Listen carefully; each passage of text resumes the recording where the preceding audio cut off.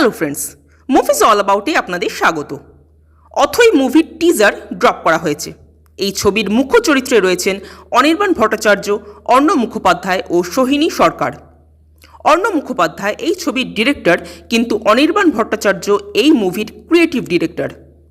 অথৈ মূলত ওথেলোর অ্যাডাপ্টেশন। এক কথায় যদি বলি তো অথৈয়ের টিজার আমার জাস্ট দুর্দান্ত লেগেছে।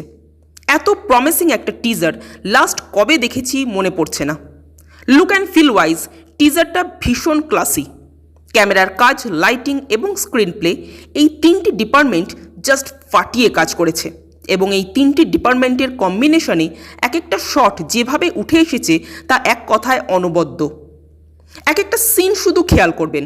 প্রথমেই যে সিনটা থাকে, অনির্বাণ একটা পাঁচিলের মতো জায়গায় বসে আছেন। সেখানে বসে তিনি সিগারেট খাচ্ছেন। সামনে আগুন জ্বলছে, সেই আগুনের আলোটা এসে অনির্বাণের উপর পড়ছে। সামনে একটু জল, সেখানে অনির্বাণের প্রতিচ্ছবি। ব্যাকগ্রাউন্ডটা খুব সম্ভবত পূর্ণিমার রাত।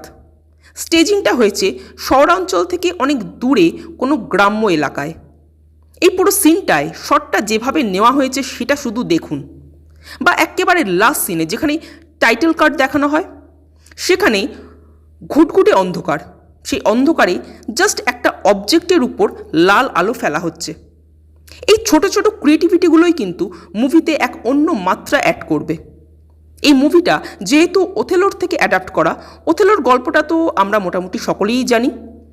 এই মুভি কিন্তু ওথেলোর পার্সপেক্টিভ থেকে নয়, গোগোর পার্সপেক্টিভ থেকে, মানে এখানে নাম দেওয়া হয়েছে গোগো, তো গোগোর পার্সপেক্টিভ থেকেই কিন্তু দেখানো হচ্ছে, যেটা বেশ ভালো ব্যাপার।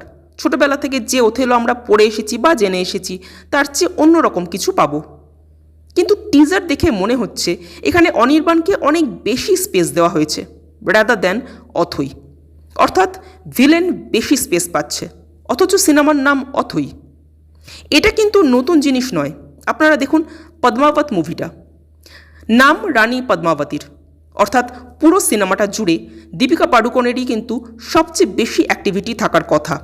সেটা ছিলও হয়তো, কিন্তু সেটা শুধুই নামে। কারণ সেই সিনেমার প্রধান আকর্ষণ ছিলেন সেই মুভির ভিলেন, অর্থাৎ one and only Ranveer Singh. Ranveer একা টেনে নিয়ে গিয়েছিলেন মুভিটা, এবং সেটা পরিচালকের নিজস্ব দৃষ্টিভঙ্গিও বটে। সিনেমার নাম প্রধান চরিত্রের নামে হলেও তিনি ভিলেনের কাঁধে দায়িত্ব দিয়েছিলেন পুরো মুভিটা টেনে নিয়ে যাওয়ার। এই অথৈ মুভিতেও কিন্তু সেই রকমই কিছু হতে চলেছে। অর্থাৎ অনির্বাণই ছেয়ে থাকতে চলেছেন পুরো মুভি জুড়ে। পুরো টিজারটা জুড়ে অনির্বাণের ভয়েস ওভার, লাস্ট সিনে অনির্বাণের একটা দুর্ধর্ষ অভিনয়, মানে পুরো মুভিটা যেন অনির্বাণময় হতে চলেছে। একটা জিনিস খেয়াল করবেন, অনির্বাণ আজ অবধি যে প্রজেক্টগুলো বানিয়েছেন, সেটা বল্লভপুর হোক বা মন্দার হোক, সবের মধ্যেই কিন্তু বড্ড বেশি থিয়েটারের ছাপ।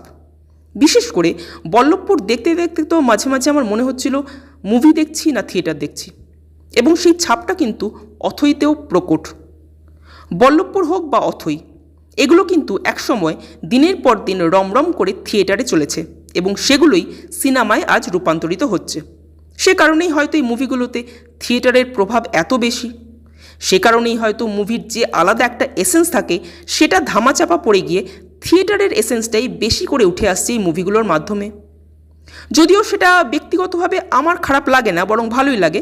বাট একের পর এক অনির্বাণের সব মুভিতেই যদি এই একই জিনিস হতে থাকে, তবে একটা সময় পর কিন্তু সেটা বোরিং হয়ে যাবে কি না সেটা সময়ই বলবে। লাস্টে যে ডিপার্টমেন্টের প্রশংসা না করলেই নয়, তা হলো ব্যাকগ্রাউন্ড মিউজিক, যা টিজারটার প্রত্যেকটা সিনে একটা আলাদা মাত্রা দান করেছে। বিশেষ করে যেখানে অথৈয়ের এন্ট্রিটা হবে, সেখান থেকে যে মিউজিকটা স্টার্ট হয় না, জাস্ট দুর্দান্ত। আমার তো এই টিজারটা অনবদ্য লেগেছে। আপনাদের কেমন লেগেছে কমেন্ট করে জানাবেন। আর আমাদের ভিডিও ভালো লেগে থাকলে প্লিজ লাইক, শেয়ার ও সাবস্ক্রাইব করতে ভুলবেন না। Thank you.